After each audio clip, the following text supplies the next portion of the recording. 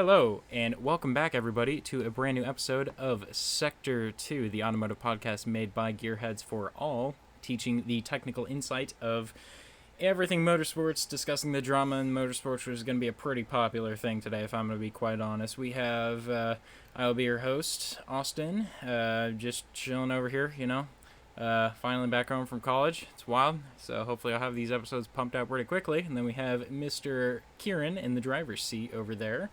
Big balling as usual. The ultimate co-driver is ready and operational for today, and we have quite a few topics to touch on today. Some of them are short, some of them are long, some of them are controversial, some of them are just, wow, cool, that happened. So let's go ahead and get right on into our selections. So the very first thing that I'm very proud to announce, and I'll take off the glasses for this because it's very fun, and also I can't see anything. We will be starting in-person podcast sessions here real soon, actually. Coming a bit later. I'm not sure on the exact dates, but here later in July, we'll start to see some more in-person podcast episode happening. So prepare for that, and also prepare for non-sketchy cameras and connections and stuff like that happening. So we won't have to worry about that anymore, but prepare for that really soon. Second one is just kind of quick toucher topic, which, what were you saying? That'll be fun. Yeah, gonna be rather enjoyable. First little filler topic we get to talk about today, which isn't on your sheet, but it is on mine because I threw it in because this all happened pretty quickly since I wrote up this little topic document. But Anthony Hamilton, Lewis Hamilton's father, is set to get an FIA position here real soon. Actually, it's been happening for quite a bit now, and he's not getting any super important role, as in like it's going to determine race results. However, it is a rather more important position that he's already been kind of dabbling in for a long time. I believe it's more the recruitment side in getting, I believe it's students involved or bringing them higher within the view of the FIA to some aspect. I know he's going to be taking something more along that kind of role for everything, but quite interesting to see. For sure. I'm excited to see how this is going to pan out, similar to the Carlos Sainz thing that we'll get to later on. Yes, absolutely. And I believe that is, we'll just go ahead and talk about that since that's pretty right on this matter, actually. But yeah, Carlos Sainz Sr. is running for the president of the FIA, which I don't know about you. I'm all for it, and per a lot of opinions I've seen online, a lot of people will agree with it. A lot of people will agree with this. They are okay if somehow a championship gets rigged for Carlos to wins, if that means Ben is no longer in presidency at the FIA. So honestly, I would not decline those terms and conditions. Sounds like a win-win. I'm all for it. I love me some Carlos, so yeah, I mean, sign me up. Sign me up too. I mean, I think everyone's had enough of Ben Salam. It's about time that an actual well-known motorsports guy gets involved instead of money-hungry fucking assholes. Sorry. It's okay. It's kind of deserved, honestly. I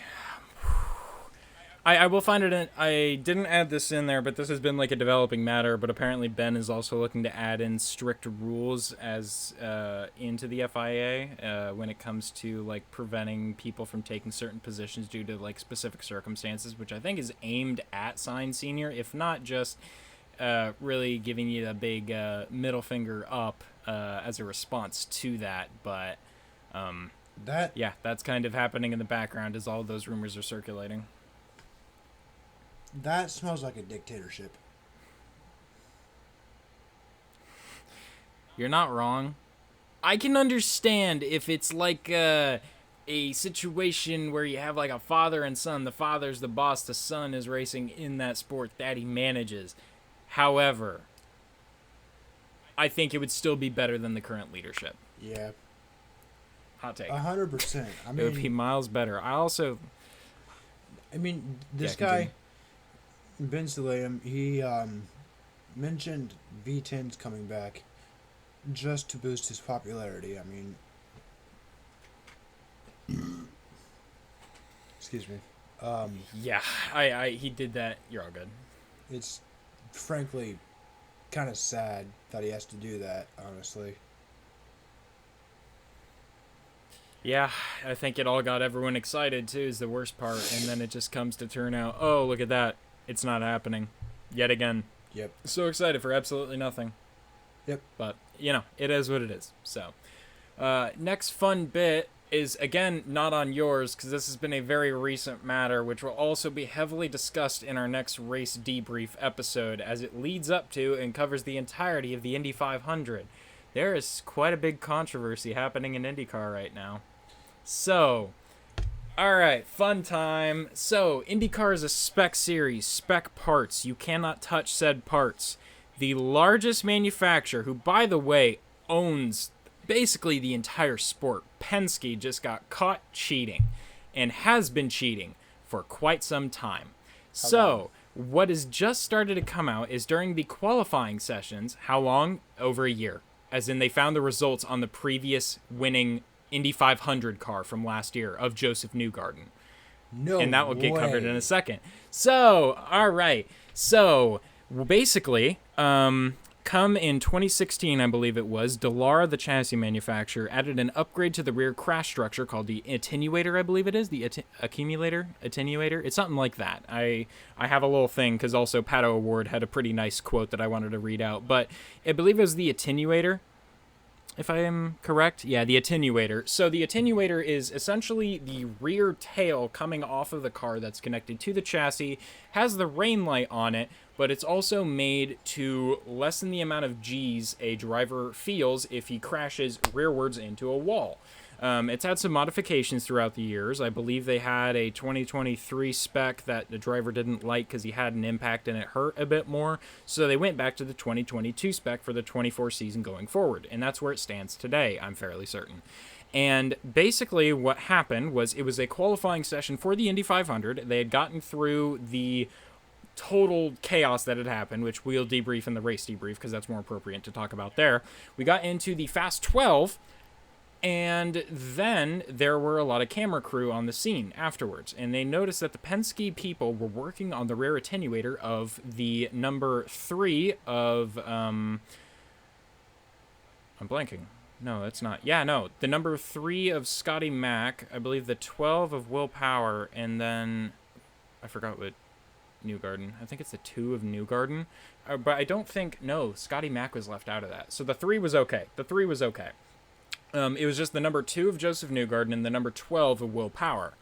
And they were furiously working on the back of that car. And basically what had happened is they failed tech, which disqualified them from qualifying and forced them to start from the last 2 grid positions in the qualifications. So they are starting 33rd and 32nd, which has raised a bit of an uproar, I'll again get into, but here's the more technical insight. The attenuator was made on the upgrade to be sticking out in a way. So you have the rear chassis structure, and the attenuator is basically floating outside of it and has an open crevice that goes around that back, and the tail swoops down. And basically, they have a layer of glue inside that sticks the two together. Now, Penske, and from what I read on the report, one of the operations managers said it looked bad, so they had one of their employees go and sand it down and then shmoo it over with like epoxy to cover that opening. That completely breaks the rules, because that is a spec part you are not allowed to touch. They have been running that for a while now. Midway through 2024, they found it in midway through 2024. They went to qualifications. They noticed it on Newgarden's car, pulled Will Power's car, noticed it on his too. They pulled Scotty Mack. He was clean. Scott McLaughlin did not have it on his car. So he's clear to keep his position that he qualified in. But Newgarden and Power have been sent to the back of the grid because they breached that penalty. And now there's a big uproar because someone decided it was a fantastic idea to go into the IndyCar Hall of Fame, or the little museum they have at the Indianapolis Motor Speedway, and they went and looked at Joseph Newgarden's 2024 Indy 500 winning car, the attenuator was glued over on the Indy 500 winning car from last year. And that's when everyone started going crazy, and they went back through all the race results. They were running that since midway early 2024. They'd been doing that. And that raises some questions. Why had the people in tech not caught that till over a year? That is a good point. And then it also stirs so many questions. Why had the people at tech not caught that? Penske runs the sport. Penske owns the Indianapolis Motor Speedway. Penske owns the IndyCar series. Penske is the history of IndyCar. And they also have the best engineers. Well, we'll talk about that in a second. They have the best engineers. They have the best drivers. They always have the best setups. And they're cheating. Now, professionals are saying it's not going to give them that much of a noticeable gain. I think otherwise. That's still going to affect airflow, whether it's going to reach it in some capacity. That's going to impact in some way. A lot of people, like professionals, are saying, oh, it's not going to help anything. There's no like turbulent flow or anything they're going to feel. No, that 100% is going to be an impacted part because I believe the floor rides right up to that area. So I'm not sure. But on another point too, three higher-ups from Penske were just fired today, actually, after this incident went down a couple days ago, including, let me see, I have the actual names because I did not remember exactly who it was. Yeah, the 2 and 12 have been sent back, and then they fired several of their key people, including one of the, like, big dogs there, who is their former president of Penske. Let me see. I need to see if I can pull up the names, because one of them is a NASCAR driver's dad, and I didn't realize that. We're pulling this up as I wait, but I feel like there might be some paying off going on here. You know what I mean? Oh, yeah. I 100% would believe that, because now this new president who just got brought in is an owner of Penske. He's a part of Penske. So it's always suspicious when you see something like that. And here are the people who got fired. The team president, Tim Cindric, which I believe his son, Austin Cindric, is in NASCAR. Yes. And then IndyCar managing director, Ron Rozowski. Screw it. And then the general manager, Kyle Moyer, which, by the way, all three of those guys were also rather important on the team, too. As in, I'm fairly certain 2 of those 3 people are all 3 of them are race strategists for the drivers. So, not only did they suspend those people, but they're all the race strategists for the 3 Penske drivers of Newgarden, McLaughlin, and Will Power. That's a little... I wonder if they're going to vacate any of their results from the past. And that's what was being talked about quite a bit. Because if you look at it, if that possibly would have been noticed earlier, Pato O'Ward could have won the 500 last year. And it's far too long now for them to hand over that win to Mr. Pato O'Ward, because that would put a massive black mark on the sport. Whoa. And it's insane to really think about that. That has been on those cars for over a year now. That's possible performance gains. We don't know if they will, unless they're tested through CFD. We don't know if that's a performance gain. But those Penske cars had been running those. They need to put those cars, like a car without the modified attenuator. They need to put a car with a modified attenuator versus one without. Am I fucking... No, you're saying the right word. Okay. They need to put one with one versus without one in a wind tunnel to see if there's any difference made. You know what I mean? Oh yeah, no, absolutely.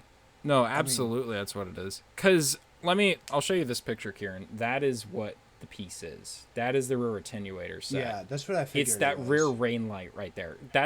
They made it flush. It's not supposed to be flush. Let me see it again. And so, that's the whole thing. Yep. Because there's supposed to be that gap where it connects to the actual chassis point. You can see a little bit of a gap above the flaps. That's not supposed to be flush, but they made it flush because they schmooed it. Is that the modified one or the... So, the sides going up into the top, that whole little cone section. Oh. Oh. Yeah, I get it now. Yeah, and then Pato O'Ward got to do an interview. I believe this was there was one that he did, I believe, either before or after there was the penalties handed out. But there was definitely one that was before they had announced all the people leaving the company. But he had given several quotes, and I'll read this off because it's quite an interesting bit. But his big point, which I kind of agree with if you really look at it. So, and a fair warning for non-Indy viewers and also you, Kieran, the way they do qualifying at the 500 is quite interesting. They expand the grid a bit to allow more people to come in and try and compete. They let people who aren't doing a full-time position come in and try and race in the 500. That's just how they roll. So there's only a maximum of 33 cars allowed on the grid. However, I believe they allow 34 qualifiers, which means they typically have a competition right before the very final qualifying session of Fast 6, and they set it up to where they have the slowest 4 drivers compete to stay in the 500. The one slowest driver gets dropped and cannot compete in the 500. And that's what Pato talked about. If you had both of those Penske cars sent to the back of the grid after Fast 12, that was still within the realm if they didn't do that in time. If they had done it in time, that would have been within the realm of those 2 Penske cars duking it out with the others to ship them home. So that's a big thing for O'Ward, because he feels bad for the one driver who is the rookie Jacob Abel, who got sent home because they forced the Andretti of Marco Andretti. They forced, I don't know what car, but it was Rinus VeeKay, and then they also forced one other driver who I think it was David Malukas and Jacob Abel to fight out the last 4, and Abel was the slowest, and so he has to go home. But now you have 2 Penske cars who have been disqualified and sent to the back of the grid, but just in a manner of time to where they don't have to compete to possibly get eliminated and not compete in the 500.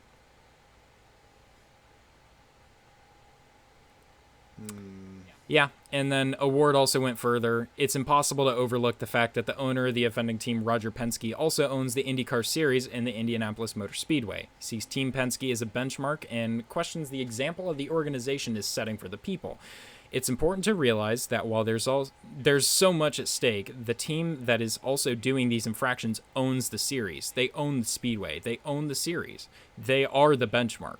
They're the heroes to many of us. We are the underdogs striving to be like them. We are the team that is striving to beat them. What example are you setting? First, for all your fans. Second, all for the honor of your own series. And 3, what are you showing the people? Are you doing this because you don't believe in your drivers? You've got amazing drivers in your team. I get that not always wanting to push the limits of what's legal and what's not in order to gain an advantage, but it's not a good look. Yeah, I agree with him. And then also, he did dig deeper, which is quite funny. He went deeper, which is quite funny. I'm not sure if many people know, they've also been caught twice already in a span of a year. These aren't the only 2 times it's been public, but it's been the only 2 times. There's been another 2 or 3 things that we've caught about them. IndyCar Tech, where they've just received fines, but ultimately it's not a good look. It's not a good look at all, whether it becomes public or not. This one's obviously was very public, but some of the other things are also performance enhancers for the race cars, not for the drivers. Those were not public. It was, something was off, and they just got a fine. Which, the one other public one that he was mentioning was a controversy earlier last year. It was the very beginning of last year's season, and Penske got caught for allowing the drivers to use more push to pass or use push to pass when they weren't supposed to, which helped assist some of their drivers to a win, which basically got them sent to the Shadow Realm and disqualified from the race at St. Pete. And Pato O'Ward ended up winning the St. Pete, or it was either St. Pete or St. Augustine race by disqualification of Joseph Newgarden, because he was in second. So Penske's trying some things, and they're getting caught pretty well for them. That's disappointing for them. He's not wrong. He has a point. They own the series. I don't know why they need to do all that. Yeah, not a whole lot to say on that. That's just, frankly, kind of, I don't know, shady, sketchy, not setting the best example.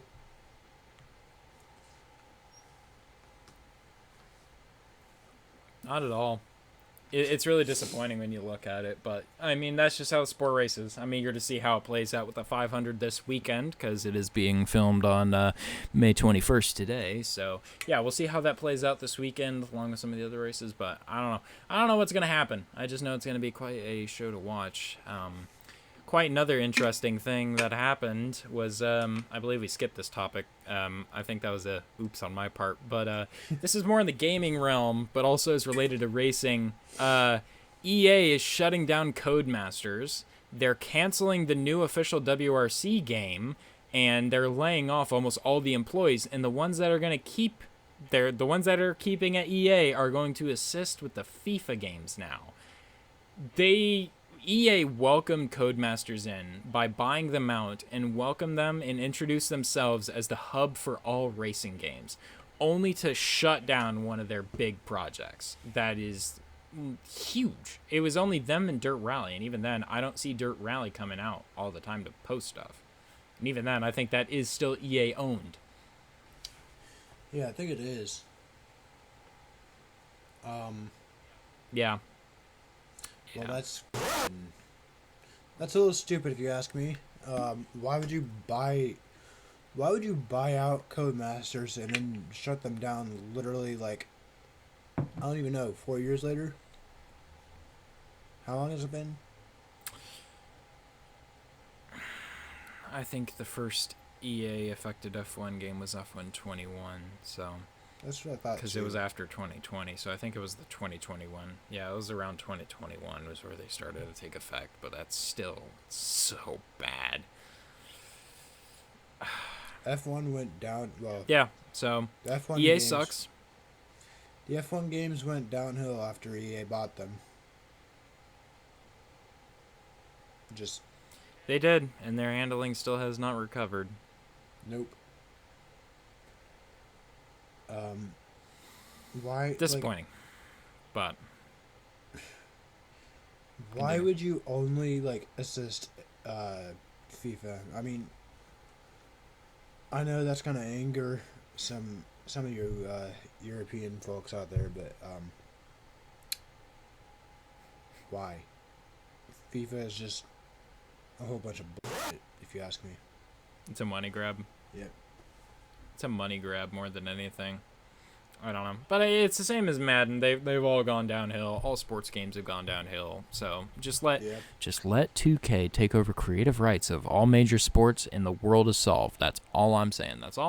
Just EA should get ripped of their title of holding any sports games titles, and I will stand on that forever. So yeah,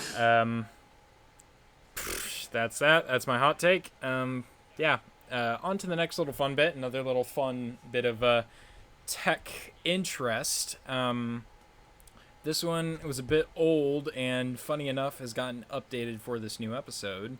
Red Bull Racing was set to bring in brand new big upgrade to Imola. I don't remember exactly which component it was. We can get into that during the race debrief.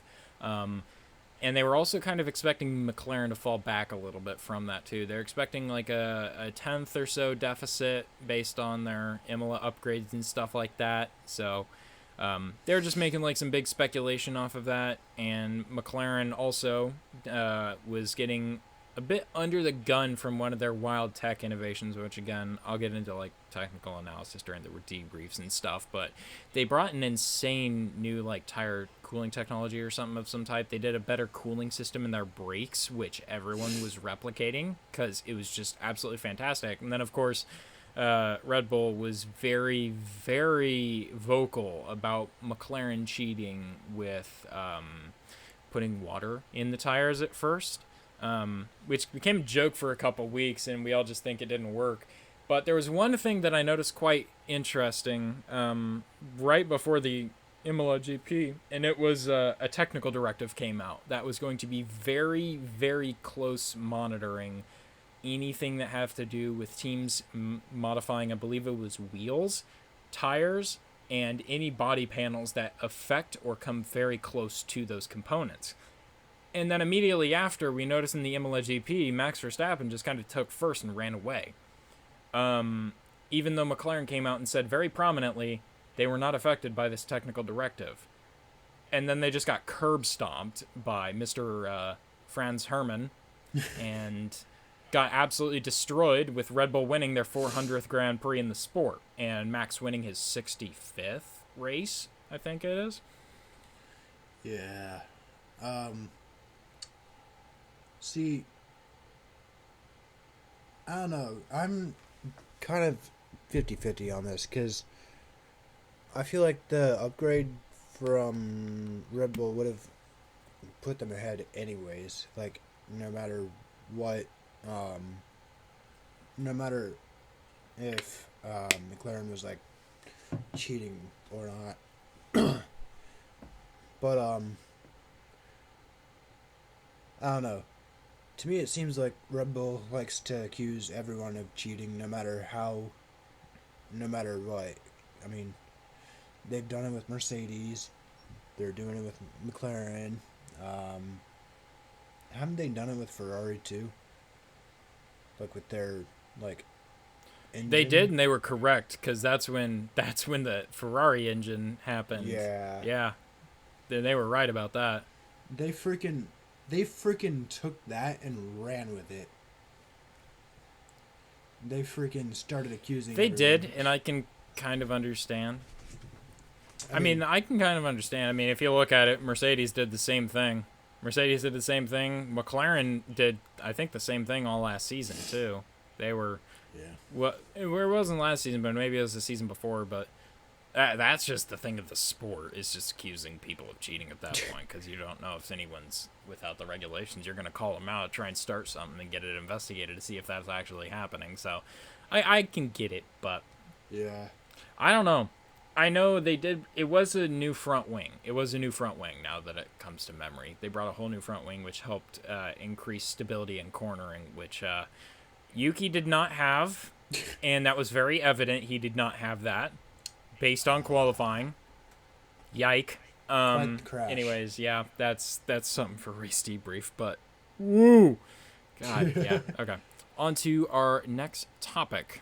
For our next topic, we will be going on to just discussing the new technical directive for bodywork that actually came out, I think, a few hours ago. There's going to be yet another technical directive in Canada that's going to be very closely monitoring skid blocks. So they're just going to tighten everything down so people can't really change the ride height, or can't get away with that, since we've already seen like the Ferraris get disqualified in China, I believe it was. But Yep. they're going to be tightening down on it even more in Canada. There's not many details besides just saying the skid block is under threat, so something we get to watch for. It'll be interesting to see who kind of falls down the grid a little bit due to that. Oh, absolutely, yeah. It's always interesting to see. Oh, yeah. Yeah, it's always interesting to see if anyone kind of falls down the grid after, or like from an immediate effect of anything. Yeah. Of course, never know why. I don't know if we had many complaints or anything that would have caused this, so I'm not quite sure why this was triggered, but suddenly it has appeared, so. Yeah, maybe it's just the fact that Ferrari was caught like with too low of a ride height, and they're just trying to monitor it more closely due to that, or what, but I don't know. Absolutely, yeah.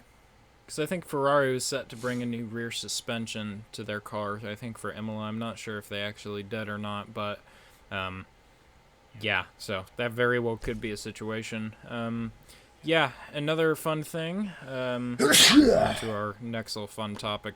Goes down This goes down a fun loophole here, and so this all starts out with Colapinto's in for Doohan.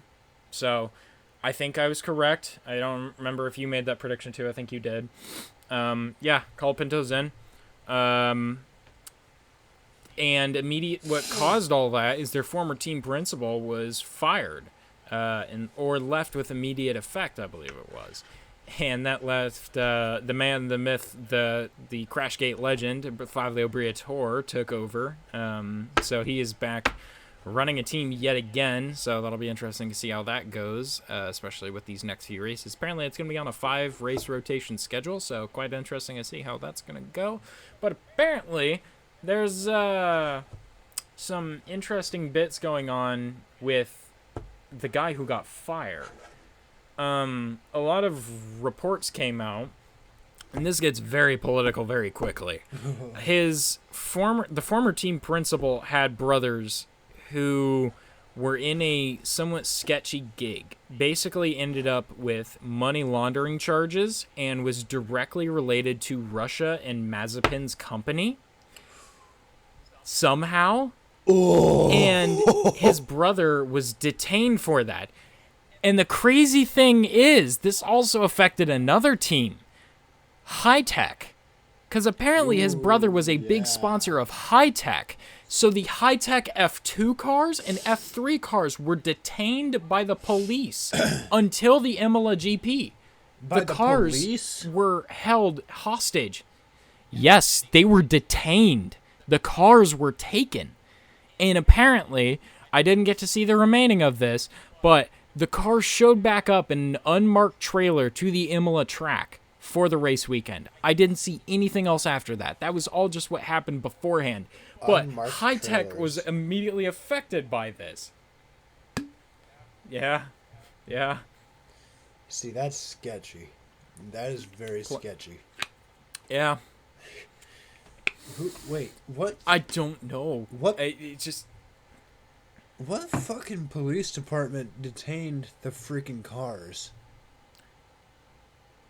I think it was like the Imola, something like the Italian police of some type or something, or whoever was after him. I'm not sure which country was after him, if he was a wanted worldwide kind of man, but those cars were detained and were not allowed to see the racetrack, and they were held hostage until like a day or two before practice started.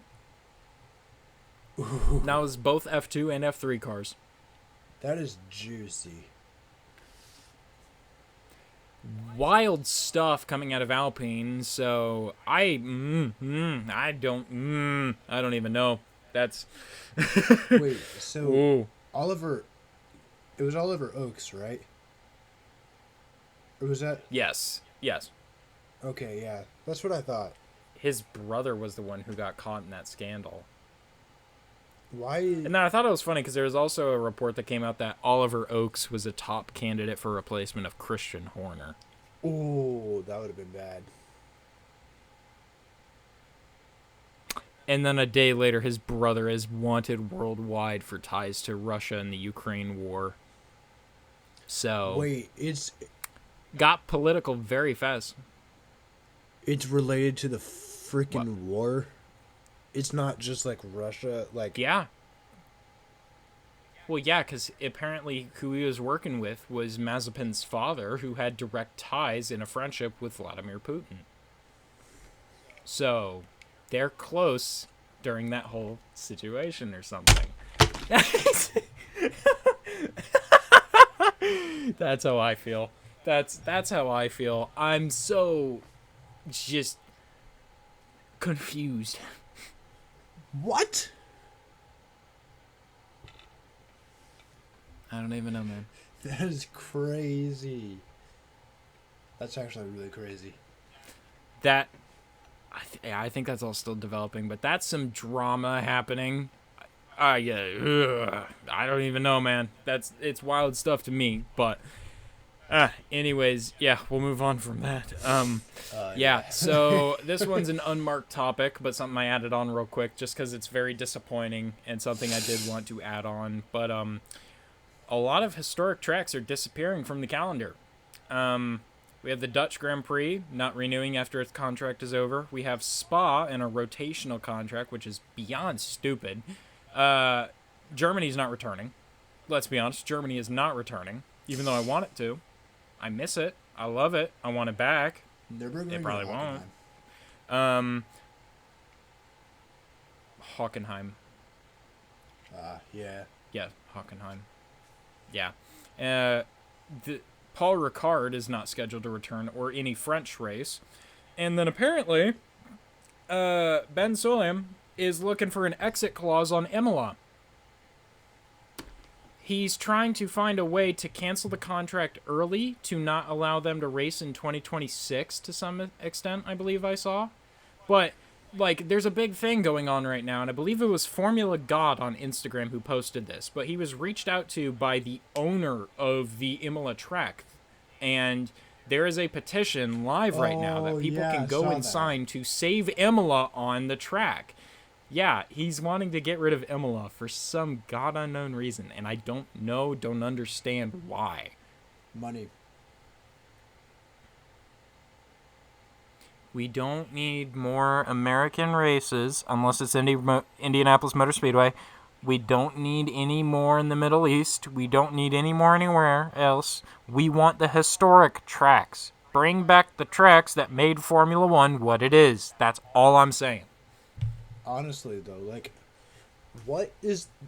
Honestly, okay, I'm going to say it. What is the appeal of the Miami GP, other than, like, flashy, like... Money and popularity and palm trees and water is rising and celebrities and Will Smith song. Exactly. Nothing. Like, the fact that Spa is on a rotational schedule is just beyond bullshit. I feel like Carlos Sainz Sr. would... Why not get rid of Monza while you're at it? Oh my... God forbid. God forbid. Oh, the Tifosi would tear apart the FIA in a heartbeat. That would be a riot on all. I'm surprised it's not happening for Imola yet. Yeah. Or, as far as I know, it's not happening for Imola. Like, I get that Imola isn't the best for racing, especially with these cars, but keep it for sake. I mean, I'm okay with Paul Ricard not returning. That's just a shit track. It's a shit track. Nobody likes it. Real.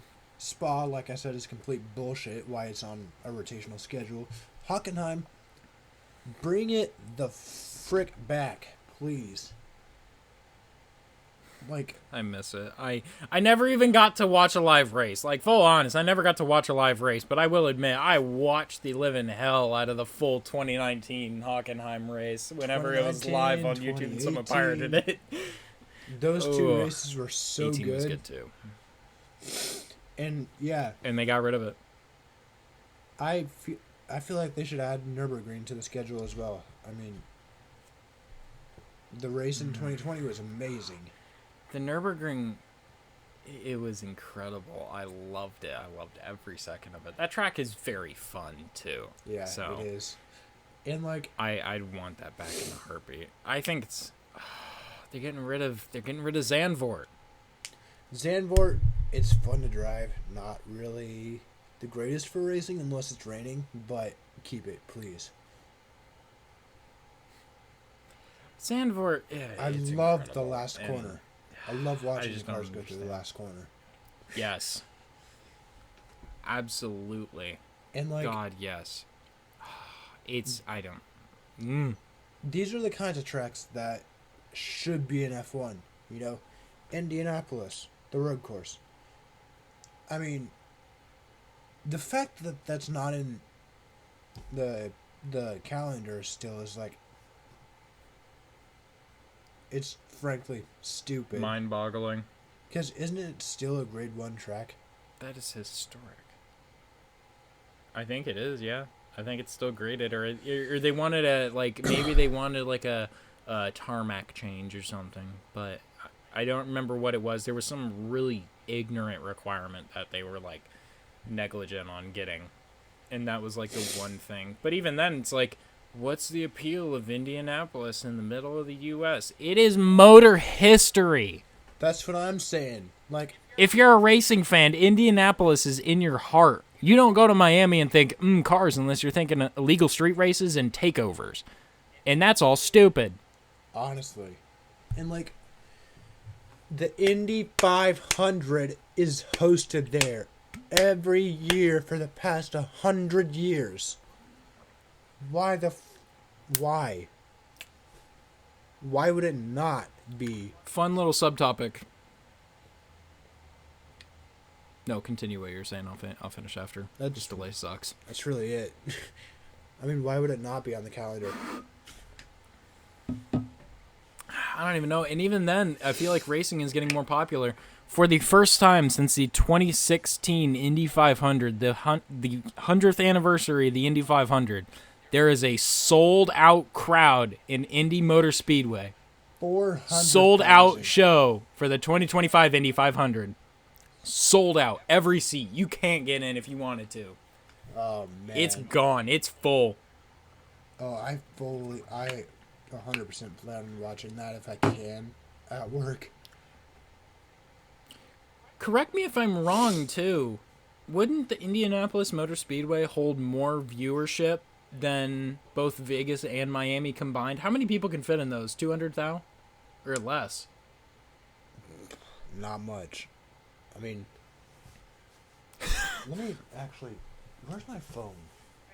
Hey, Formula One management, that's a pitch point.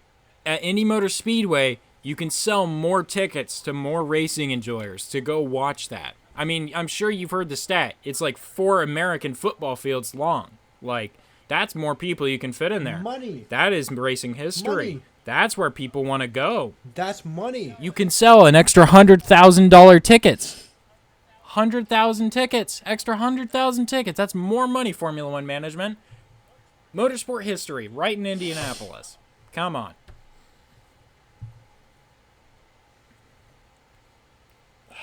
It's just, I don't get it. They get rid of historic tracks, and I don't understand their whole. Not even spiel on that. 70,000. 65,000 people at Miami. Yeah. That feels unreal. Yeah. I almost don't want to trust that. I don't think that's true, but goddamn.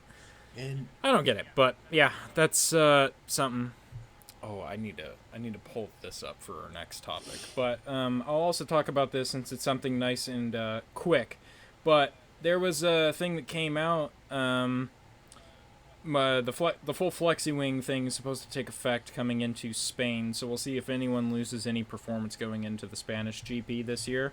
Because if they do, then we'll know that's exactly what the issue was. The Flexi Wings have taken full effect after that. So it'll be kind of curious to see if there's anything happening there. I don't know.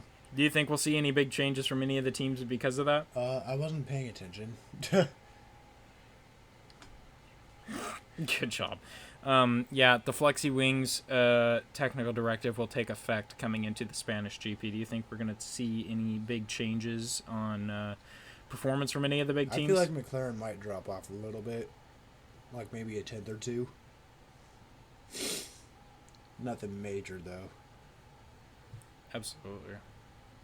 Also, kind of talking about the track stuff, track BS. Mm-hmm. I'm gonna say it right now. The Rainbow Yes. Road bull out in Saudi Arabia. Get it out of here. Oh, Quiddiya? Yes. Quiddiya? You know, the one where they go all Ah. the way up to like however. Like 27 stories in the sky? 27 stories How up? are they gonna freaking do that? Like, that makes no sense, and it's not safe. Pray. That is not safe No. at all. If there's one really bad crash and someone goes over that. Which is entirely possible, as we have seen with Guan Yu Zhou at the British Grand Prix.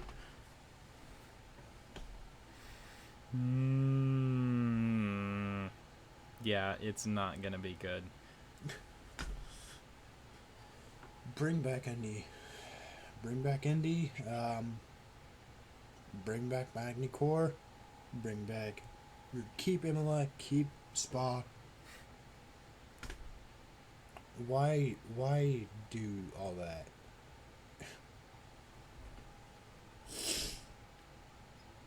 Let's see. Okay, I found the article finally for our next topic. So, this one is yet again a kind of controversial one, but it really breached the web a little while ago, and I had kind of forgotten it up until this point. But there was a key staff resignation within the FIA recently that pointed shots directly at Ben and his leadership of the FIA. Robert Reed,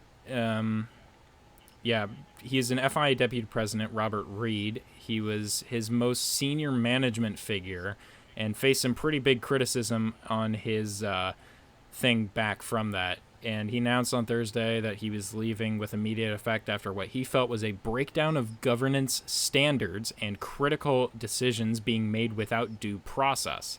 His comments echo criticism fielded by Motorsport UK chairman David Richards, who wrote in an open letter, the governance and constitutional organization of the FIA is becoming ever more opaque and concentrating power in the hands of the president alone. And they both had discussions about that and everything else, and I believe there was an actual quote given out by him that I want to see if I can get directly from that. But it was 100% correct about how he feels. And it's quite interesting to see that's how someone who was within the FIA and who was within that was feeling in the same way as a lot of motorsport fans. It's quite insane. Here, Reed said in a statement that he was experiencing growing alarm over the critical decisions being made without due process or proper consultation. When I took on this role, it was said to serve the FIA's members, not to serve power. Over time, I have witnessed a steady erosion of the principles we promised to uphold. Decisions are being made behind closed doors, bypassing the very structures and people the FIA exists to prevent.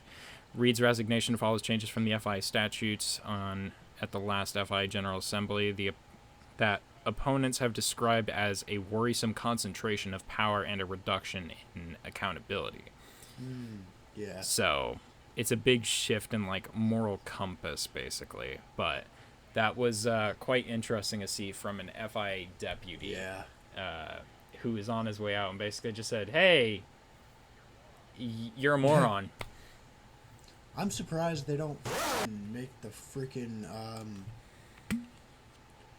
FIA like employees sign like a NDA or something like that, because like they're all like really showing the insides of the FIA now. Like they're really showing their true colors as of lately. Yeah, don't give Ben that idea. Don't give him that idea. Yeah, thank God they don't have that. Yeah, thank all that is holy. Fun little next topic here. It's pretty quick, quite just something I found quite interesting, and I can kind of see from her perspective on this. But this is from the legendary Sophia Floresch. Yes. She went on a bit of a tangent on LinkedIn a while ago when someone was discussing a bit of like women involved in motorsports and stuff like that. And her target aimed directly on the F1 Academy. And if I remember right, I'm going very heavy off memory here in what I remember reading when I was just cruising and perusing one day. But she said something along the lines of F1 Academy is more of a concentration of women that has no practical application, or it's more. I think she compared it to.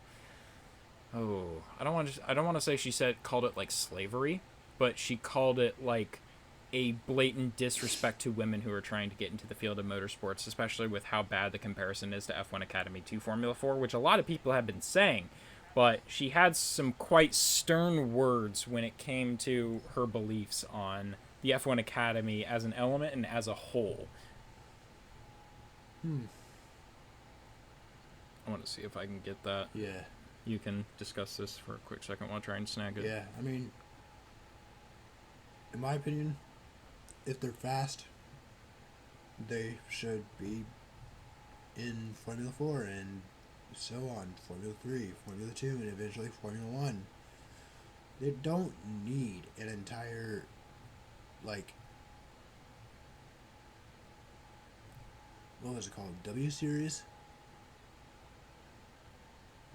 When it first started? Mm-hmm. W Series, something like Yep. that? Yeah. Like, Yes. I mean, if they're fast, then why not just do Formula 4? Like, I don't know. I'm just trying not to get canceled over here.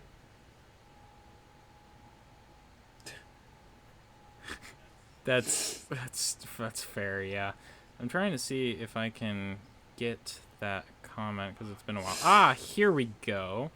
Because someone posted a forum about, for those who don't see a point of having an all-female single-seater championship back by Formula 1, let me tell you a story. And she went into a story about a whole bunch of things. And Sophia Floresch kind of followed that up with some shots. Sorry, Sabrina, but the F1 Academy is segregation, not a sport. The F1 Academy goal is visibility, not the performance of female pilots. Visibility is a marketing term. You use the sex for beautiful photos in motorsport, pink and white social media world. The main should be to train and support the sport values. In reality, the F1 Academy blocked the official FIA in single-seater series like F2 or F3, an entertainment fake world has been installed. It doesn't matter who is actually the best pilot in sporting terms. Very sad. I think it's 100% wrong. Ooh, yeah. That was word for word Sophia Floresch's comment under that. I can definitely see where she's coming from. It makes sense when she breaks it down like that, especially from a girl who's been around the grid a little bit, mostly as like a reserve driver and has done some testing sessions, but also has been through some of those lower feeder series, especially with her big incident in Macau being one of the big things that follows her name everywhere. Yeah, she's been through some of those bottom feeder series. She knows what it's like. And to hear that kind of opinion from like a more veteran presence within the Formula feeder series, it's quite insane to think about. And it does kind of make you think, you know. It does.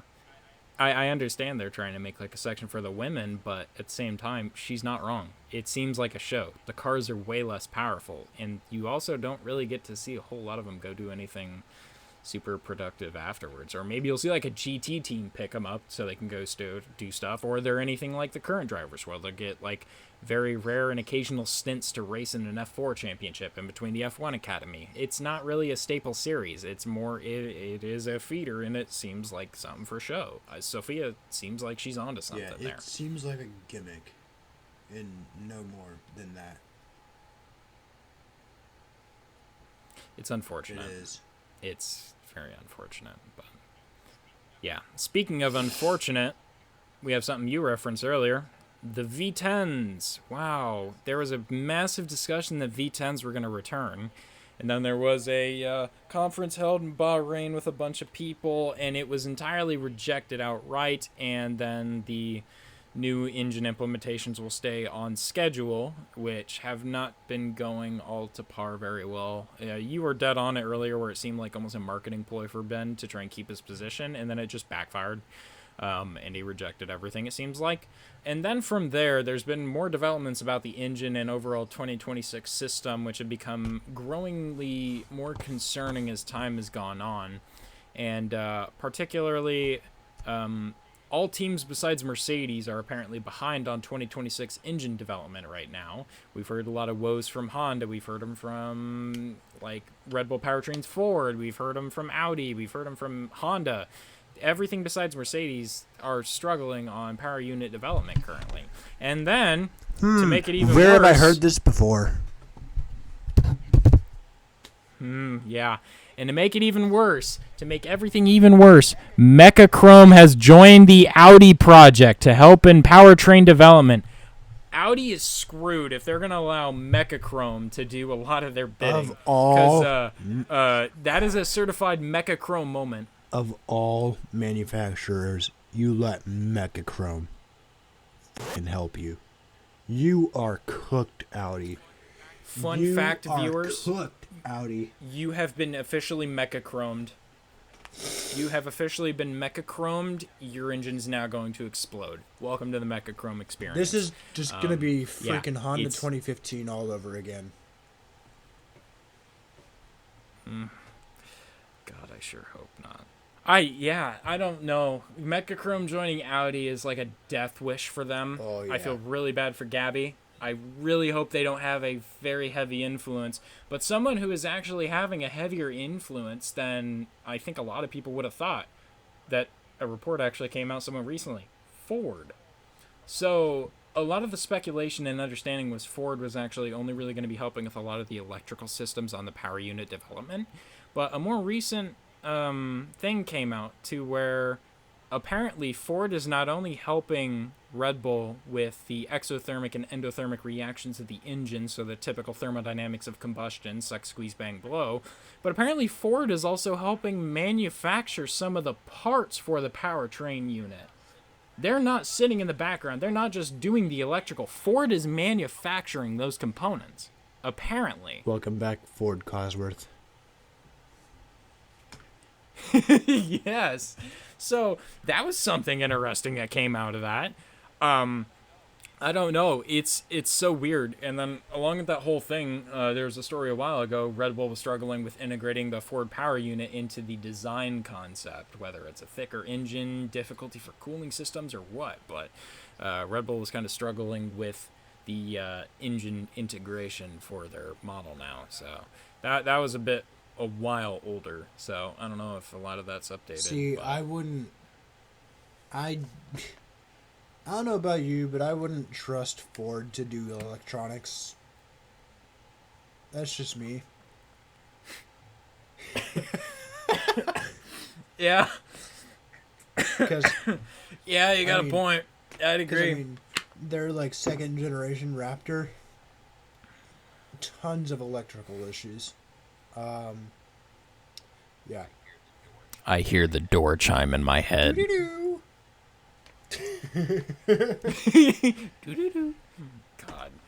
God. Another fun thing with power units. Mercedes is warning how bad the 2026 engines are going to be. I heard that they use all of the like ERS system, like boost in one straight. Yeah. That'll be interesting to see how that plays out. Because they're getting rid of, I believe it is the MGU-K. It's either H or K they're getting rid of. But one of those like generator units that already helps with electrical. I think it was the H. Reconsumption of power. H. That might be correct. I'm not sure. It's a 50. They're going for, weren't they going for like improved sound, and the MGU-H kind of deafens the cars. I'm not sure. It was a whole point to make the cars sound a little better. I'm pretty sure. Well, that would make sense then, because the MGU-H is connected to the blow-off of the turbo system. So that would make sense. It is the MGU-H, I believe. Okay, yeah. So, yeah, they're getting rid of that unit, so it doesn't recover as much electricity as they normally would, and Mercedes is saying they use all power in one straight, and then you're sucking for the rest of the lap. So, yet again, more evidence this new set of regulations is going to be pretty scary, both on the aero front, top speed front, and now the powertrains are looking pretty questionable, which was another big reason as to why the V10 argument was getting raised for quite some time now. I'm kind of worried that this new era of Formula One cars might be one of the slowest we've had in recent times. I feel like they might be like slower than 2014 cars at this point. God, I hope not, but ouch. Yeah. Yeah, no, that's I don't know. It seems like Williams is putting all their focus on the 2026 development, though. I guess kind of Aston Martin's doing the same thing. Aston Martin and Williams are both putting, like, gobs of time into developing the next car. Which, even with... for the season Aston's having, I believe it. Even with the hell of a season that Williams is having, they're putting all their time into developing their next car, which is honestly, to me, impressive. They've managed to turn around their season, or not their season, but they've managed to turn their, like, whole team around, pretty much, within the span of, like, one winter. Oh, yeah, no. They fixed that spreadsheet, and that spreadsheet started spewing God's work at that point. But it'll be quite interesting to see where they end up. I have a feeling we're going to see them as, like, podium contenders next year. I feel like we might see them podium this year. They may be near the front. That's a hot take, but... I can see that. I can see that, honestly. What is it, Albano or Carlos Sainz have both been... Carlos Sainz got provisional pole in Q2 in Imola by, like, 5/10. Bingo. Like, there you go. That was insane. That was incredible. That was insane. I loved seeing that. And then the craziest thing is he lost time in Q3. I think he was 2/10 slower than his fastest lap in Q2, which was on provisional pole. But that man was flying. Oh, man. I'm not gonna lie, I was shocked by kidding. that. But that was, like, beautiful to see at the same time. God, we'll have to go over that more in the race debrief, but that was oof. I was like, I don't even know. I was like, what the fuck, Williams? What the fuck did you do to your car? I know. It's like, talk about an old name returning to the front runners. And speaking of an old name, Sebastian Vettel has been deemed not allowed to return, but that's not by anyone professional. That's by his kids. His kids said he don't want. They enjoy having him home. That's understandable. So, they don't want him to go back. Understandable, but depressing. It's very understandable, honestly. It is. It is both ways. Yeah, kids are way too happy with having him home. So that's understandable. I'm glad he's at least spending time with the family. That's the really nice thing. Absolutely. So good to hear that. There was a debunked theory that went around for a while that Adrian Newey blocked Yuki Tsunoda and his move to Red Bull Racing a lot earlier. And that was damn near instantly debunked by Newey's wife, who went out publicly on Twitter and just said, hey, that report is stupid and incorrect. Almost immediately after that started gaining circulation, she's just like, listen here, no. Yeah. That could, someone was spewing. That could be seen as racist, if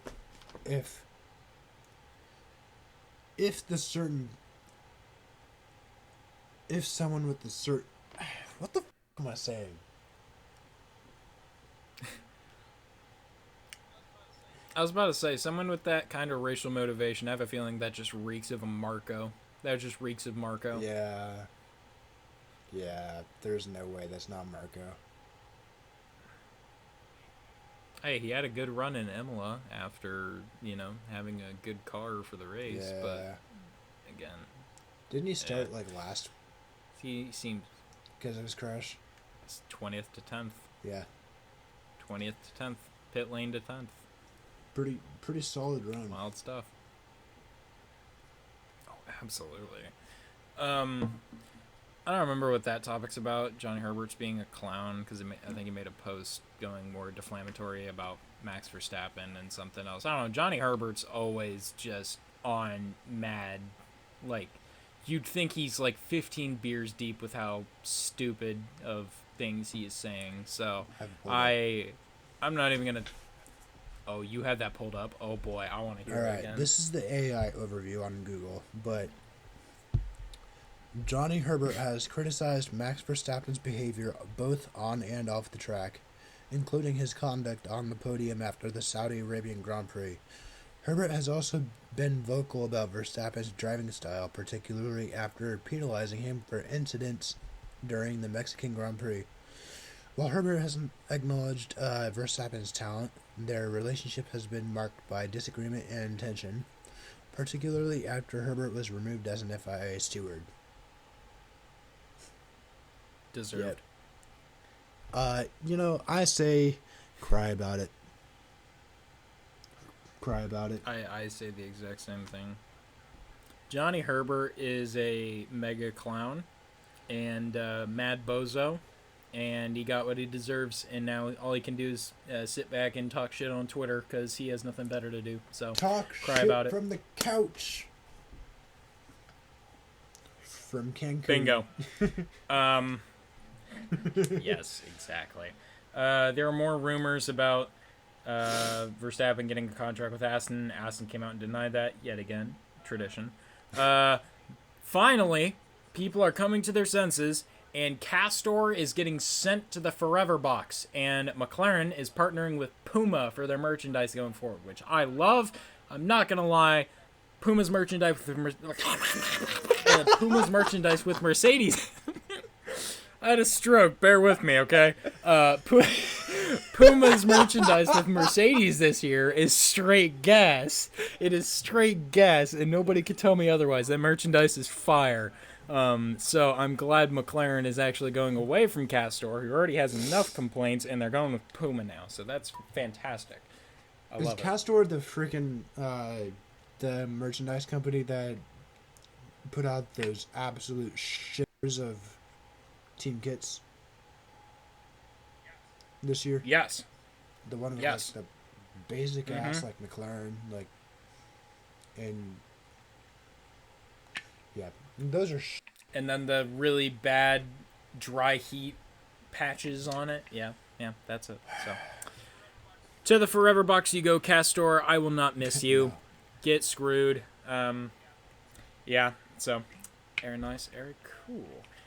Next fun topic is moving on from specifically the Formula categories to go on to random racing series. So, first big one, which I know we are very old, but McLaren is joining the World Endurance Championship Hyperclass car series.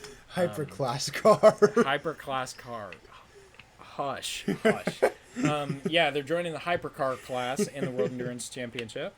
And it's coming at the cost of their Formula E team.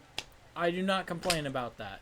I've never watched a Formula E. Well, I have watched a Formula E race, and it was kind of weird hearing the Jetsons car driving around track for like the 10 minutes I watched it before I got bored out of my mind for not hearing powertrains. But, that's there. So, I don't know. I'm excited. I'm wondering what engine configuration they're going to run with. I'd love to see if they ran with a modified Solus V10 engine in there. Or take from their inspiration and go with like a V12 from their like F1 series and everything like that. I'd love that, especially this was during the time of the V10s heating up as speculation. So I was almost wondering if they're going to run with the V10 so they could perfect it for Formula 1. But now they have the Solus, they can run that. They have the McLaren F1, they can run it out of that. I really hope to God they don't take out of a lot of their inspirations and build horribly irreliable V6s like all their other automotive cars. Yeah. I'm interested to see if they're gonna run like a modified, like race modified version of the Solus entirely. That would be really cool. Mm-hmm. That would be really cool. Because in Gran Turismo they have like a McLaren Vision Gran Turismo car. That's literally a Solus with a V8. And it's like it's the Group 1 race car, which is the equivalent of the hypercar. I would love to see that. Interesting. Except with the Judd V10 that they have in it. The Judd V10 is so good. I love it. Gas. Gas. That's all I gotta say. Straight gas. Yes. I don't know. That'll be very exciting to see. I'm enjoying the more manufacturers joining the hypercar class. It's getting quite And interesting. I do want to add, myself. Genesis also joined the hypercar class. Yeah, I don't remember if we covered that, but that was quite interesting. I'll be interested to see what they end up doing too, Yeah. especially since I think no, he's with Hyundai. I was thinking of Serial Abitable from old Renault team. I think he's running Hyundai. He's Yeah. trying to get an entry. Yeah, he's with Hyundai right now. But yeah, let me just I'm not sure, but pull up a picture of the Genesis hypercar. yeah. Okay, go for it.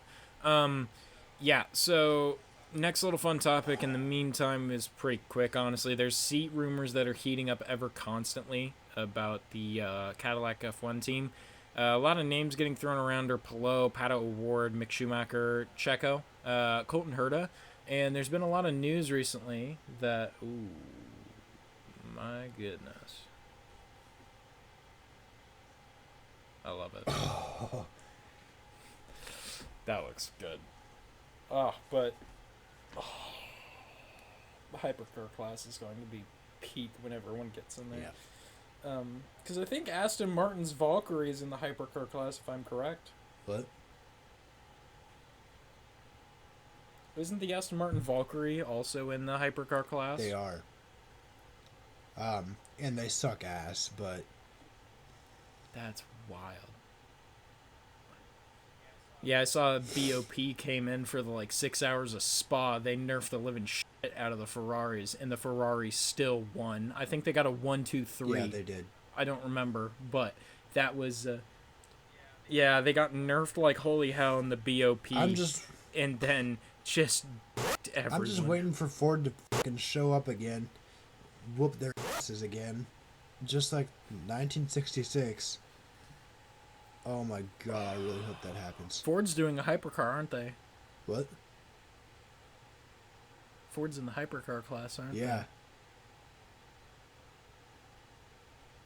I think they're joining next year. they? Oh, Ford GT Mark. Ford GT Mark, shut your mouth is coming soon. Oh my god, I would. Ford GT Mark. It's going to be like the Ford GT Mark Shut Up Italy or something like that. That's what they're going to call it at that point. They're just coming for Ferrari's head. That's all they want. Okay, Oh, we're joining God. in 2027. I think that's when a lot of them are joining, if I'm Yeah. correct.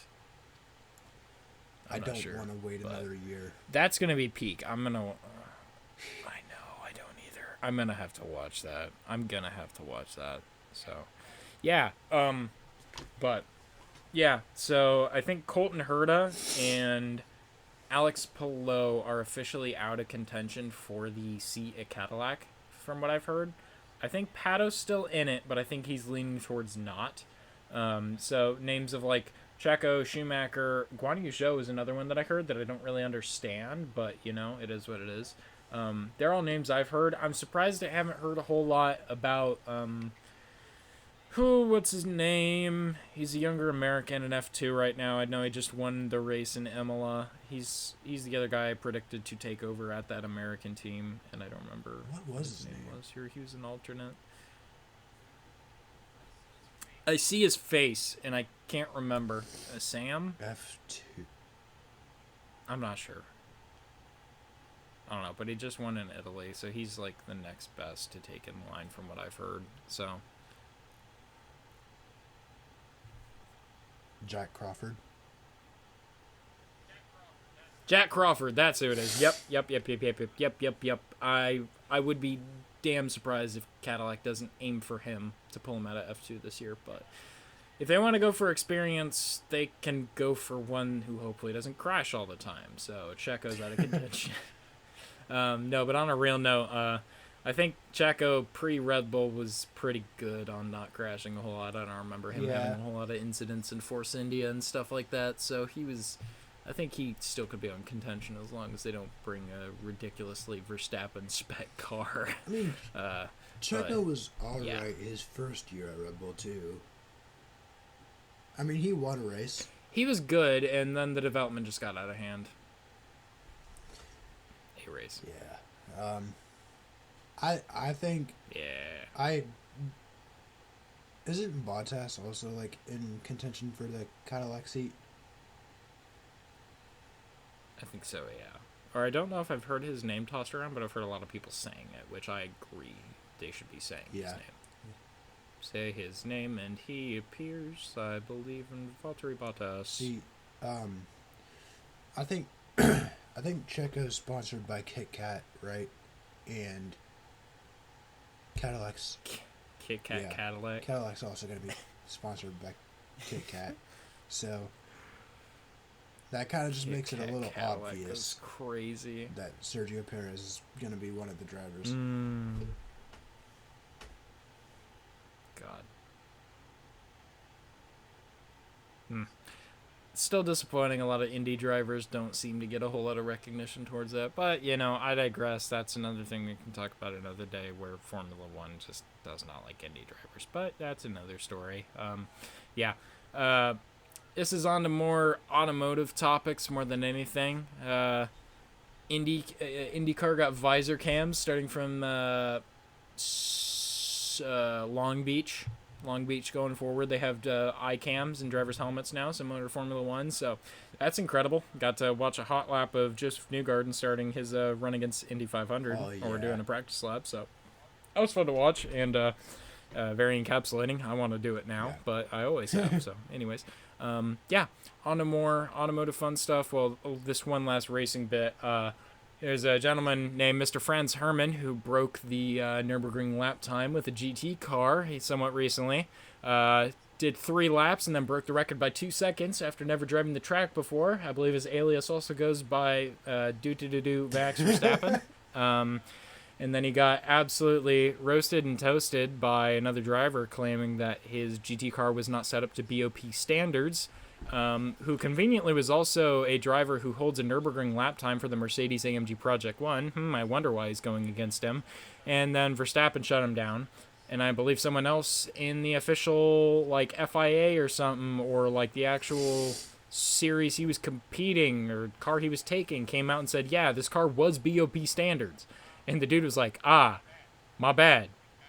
Because I think Max Layer came out as don't make assumptions on things you don't know. And he's just like, yeah, you're right. Sorry, mate. It's just like, ouch. Yeah, have a good one. Woof. So that was a crazy encounter that happened on Twitter, no less. That was funny. I have never seen Verstappen come for someone like that before, but God, was that funny. Yeah. God, get that man. So, yeah. On to more fun topics. Also, speaking of the Nürburgring, there were some photos taken of a project that was out on the Nürburgring, scheduled to be announced in 2026, boasting an upgraded 800 horsepower flat 6 engine with a experimental hybrid system out of its older brother, the 992.2. The brand new 911 GT2 RS is officially testing the Nürburgring right now and is getting some lap times in. Boasting, like I said, a flat 6 with 800 horsepower and the hybrid system from its GT Cup racing brother, the 992.2, with massive aero body panels and insane carbon kits. 2026 unveiling. We will see. The 911 GT2 RS is here and alive and testing. Is this the first hybrid 911?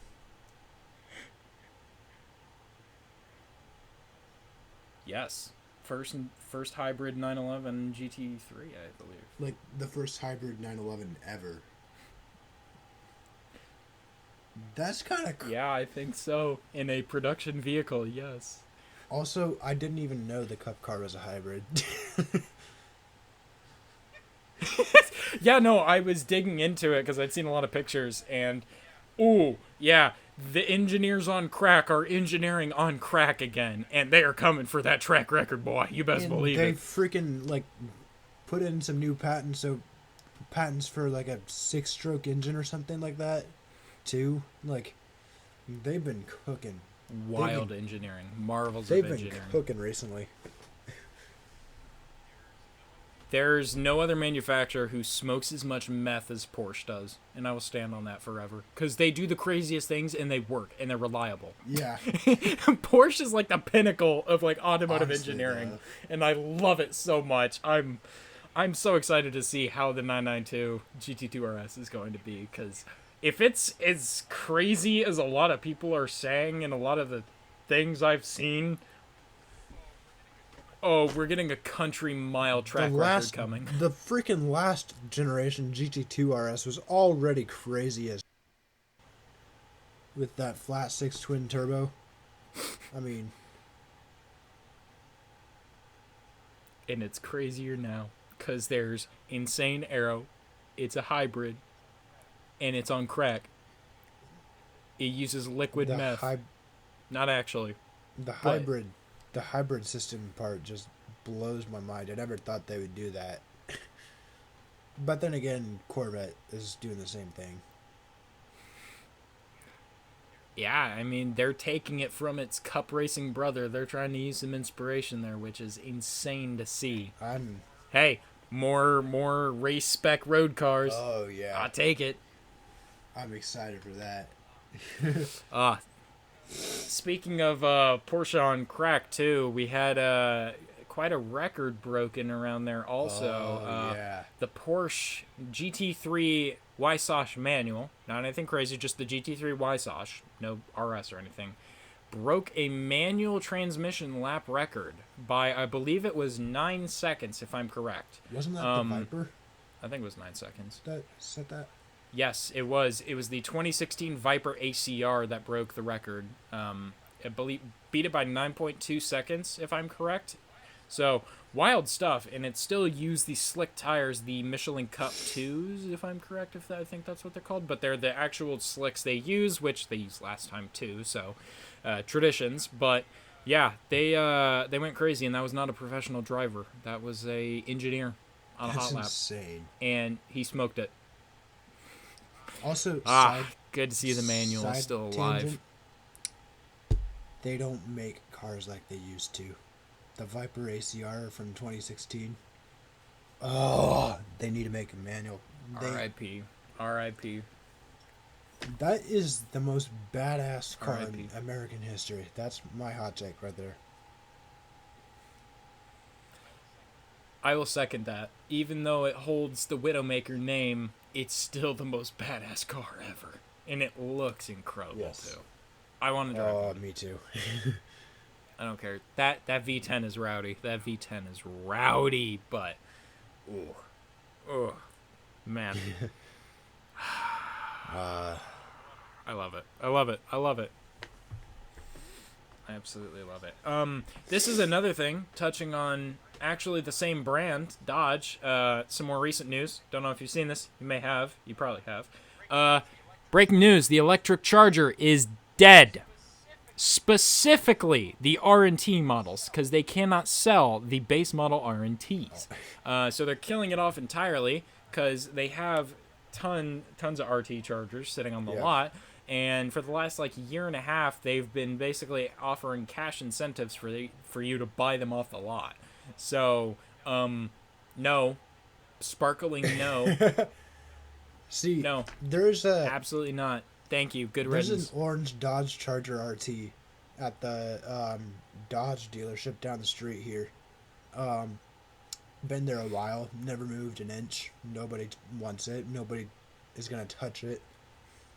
It's still there to this day after 4 or 5 months. Man, they got to move that. That's a fire hazard. Yeah. Glad that's gone. I'm sorry. I discriminate heavily against electric vehicles. There's very Although, few that are enjoyable. I so, am excited to see the twin turbo inline-6. I agree with that. So, final topics we have to end off today. Haas company was in financial struggles for a little bit, which apparently from an insider is already a thing, but tariffs was kind of destroying Haas from the inside out. And apparently, per insiders from Haas, they were one bad incident or anything away from the company just suffering. They're always on a teetering edge, so didn't know that. That's cool. Fantastic, yeah. Also relating to tariffs, Audi was refusing to release cars that were imported into the U.S., whether it was bought by a customer or ordered by a dealership. They were refusing to release them from the docks. Same with Jaguar and Range Rover, which is quite an interesting decision if you ask me. I feel like you could be sued for that. Probably, but, I don't think a lot of people are going to get into that. So I don't think people have the money to do that. It's a multi-billion-dollar company. Quite an interesting decision, but... You. People. Yeah. Another fun thing, the Hennessey F5 Evo was released, come with a factory 2,000 wheel horsepower, and to get said 2,000 wheel horsepower from said factory will set you back an extra $285,000 on top of the base car value. That's insane. Just take it to your local tuner and turn up the boost. That's... Yes, exactly that. Oh, God. And then we had 3 fun cars that are coming out here soon that have been more and more talked about recently. One other fun thing is just a fun, debate thing, kind of, which I'll just do it now. Apparently, and I'll have to cite my sources and see if I can pull this up again, but the Nissan 400Z is cheaper and more powerful than a Miata in some cases, being cheaper by $1,000 or $2. It comes with it's a V6 twin turbo compared to a 4-banger Miata, so kind of wild. For $2,000 less, you can get more of a sports car than a Miata, but it won't be as light, as weighty, or anything like that as a Miata. So I don't know. Pick your poison kind of situation, if you ask me. I'm a diehard Miata guy. I used to own a Miata. I would choose the Nissan Z every day. No brainer. 400 Absolute horsepower no-brainer. over. Yeah, no, that's no brainer. Yeah, it's wild. I'll have to see if I can pull that up again. But 2 more cars have been officially announced, and that is going to be the Audi R8 will be returning in 2027, boasting a twin-turbo V8 hybrid power unit. And I think the V8 was being stolen from another brand, which is quite interesting. But I think it was a Mercedes. What was it called? The new Lamborghini with the V8. Yes, it was the new Lamborghini one. Yeah. Because Audi owns Lamborghini. Yeah. And then another fun one returning from the grave, which is the first part of the new Nissan ownership, is the GTR R36. The speculation is real, with a twin-turbo V6 hybrid power unit powering that. So the car enthusiast running that company is taking over. We have also heard a lot of speculations about the Silvia. Nothing confirmed yet. That would be pretty nice. I would love to see a new Silvia. I expect it at this point. I'm just waiting for the press release.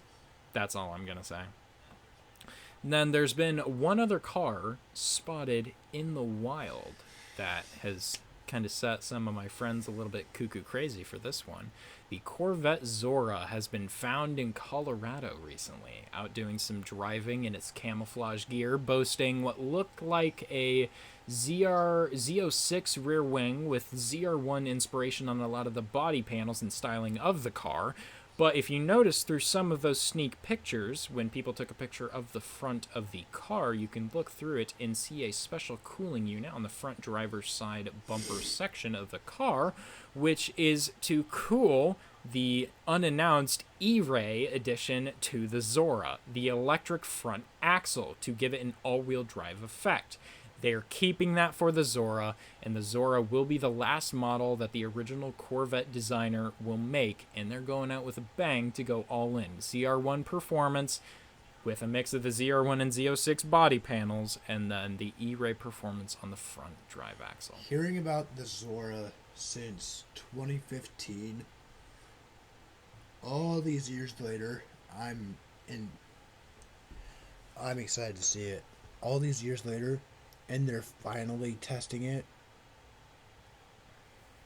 Oh, I'm so excited. Yeah, I was talking to my chief engineer. Who's a diehard Corvette guy, has been and always will be forever. And I think we were actually discussing about how he was skeptical of the Zora even existing or being real in the first place. He's like, well, we got to wait for the announcement on the Zora. Otherwise, I don't know. I don't think it's real. And then not even a week later, that showed up of the pictures being taken in Colorado of the Zora being real. So it was kind of funny to see, but, you know. Yeah. Yeah.